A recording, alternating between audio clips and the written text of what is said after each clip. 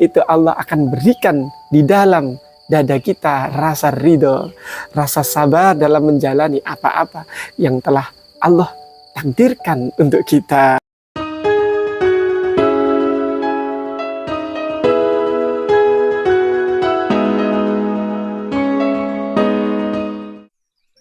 Assalamualaikum warahmatullahi wabarakatuh.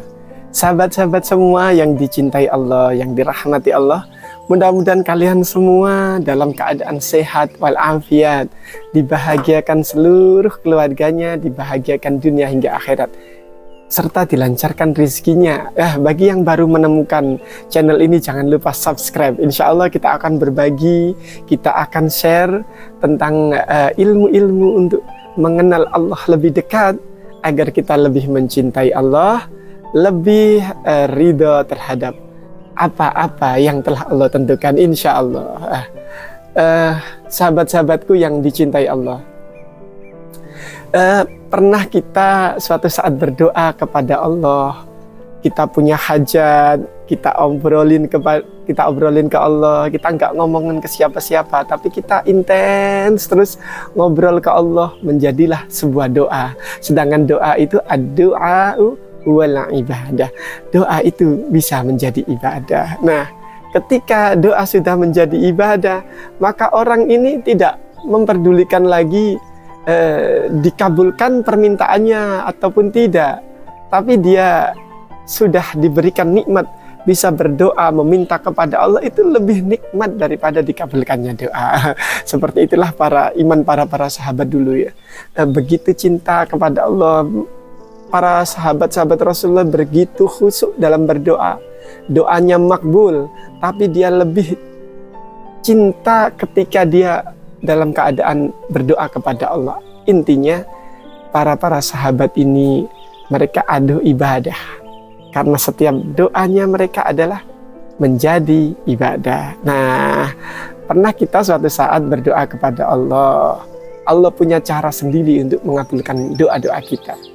Bisa jadi cara mengabulkan Allah terhadap doa-doa kita adalah dijadikan hati kita ridho, hati kita sabar menjalani apa-apa yang telah Allah tentukan untuk diri kita. Nah, itu tentu lebih indah daripada dikabulkannya doa kita. Begitulah cara Allah mengabulkan doa kita. Kita dibikin ridho dengan apa yang telah Allah berikan. Terserah engkau ya Allah dah, aku ridho apa yang kau beri ridho dah. Jadi hidup itu hanya menjalani periode demi periode saja. Ada periode dari kanak-kanak menuju dewasa, kemudian tua, kemudian meninggal. Seperti itulah siklusnya, kurang lebih seperti itu. Jadi apa yang kita cari yaitu ketika kita menghadap Allah dalam keadaan kita ridho kepada Allah, Allah ridho kepada kita. Banyak cara, banyak jalannya untuk mendapatkan keridhaan Allah itu. Jadi pernah ada sahabat namanya Urwah bin Zubair. Itu mengatakan, di setiap musibah yang telah Allah timpakan, di situ juga Allah gugurkan dosa-dosa kita. Jadi ketika Allah memberikan kita musibah, sekaligus juga Allah gugurkan dosa-dosa kita. Masya Allah, karena kita udah ridho, kita senang, ya Allah dosaku udah banyak nih. Tapi dengan diberikan musibah, diberikan suatu cobaan, kita ridho kepada takdirnya Allah, Allah gugurkan dosa-dosa kita. Ada dosa yang bisa gugur lewat istighfar, lewat bertobat, tapi ada yang susah, maka Allah berikan musibah untuk menggugur dosa itu, agar kelak menghadap kepada Allah dalam keadaan bersih, dalam keadaan sudah diampuni dosa-dosanya oleh Allah. Kemudian Urwah bin Zubair mengatakan lagi, tidak ada yang diambil darimu oleh Allah, melainkan Allah pasti ganti yang lebih baik. Bahkan dalam riwayat lain itu disebutkan, barang siapa yang ridho kepada Allah jika kekasihnya dari ahli dunia diambil oleh Allah, kemudian dia ridho, tidak ada balasan lain baginya kecuali Allah akan berikan baginya surga. Masya Allah, tabarakallah. Ini tentu lebih menyenangkan sekali. Tapi tentu seperti kajian kita kemarin bahwa orang-orang yang beriman itu mereka tidak akan puas walaupun dia sudah dimasukkan ke dalam surga kalau dia belum bisa melihat wajah Allah, karena selama ini dia beribadah, dia melakukan amal-amal soleh semata hanya mengharap wajah Allah Subhanahu wa Ta'ala. Jadi sahabatku yang dicintai Allah, jadi Allah memang tidak mengabulkan apa yang kita inginkan, tetapi Allah memberikan apa yang kita butuhkan. Nah, dari itu kita kadang kecewa. Kenapa keinginan kita nggak diberikan sama Allah? Itu dari kecewa itu kita akan mengadu kepada Allah. Kita adukan kekecewaan itu. Dan kekecewaan itu tanda Allah terima rintihan kita, rengekan kita.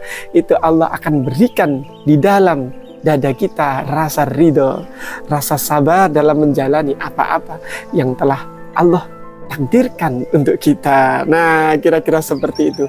Wallahu a'lam bishawab. Mudah-mudahan sahabat-sahabat semua tetap diberikan panjang umur oleh Allah, sehingga kelak kita menghadap kepada Allah dalam keadaan Allah ridho kepada kita, kita ridho kepada Allah, sehingga Allah panggil kita dengan panggilan yang sangat indah, panggilan bagi orang-orang yang beriman, spesial, hanya orang-orang yang beriman.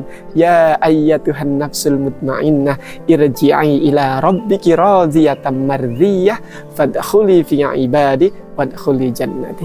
Wahai orang-orang beriman, nih, wahai hamba-hambaku, come here, datanglah.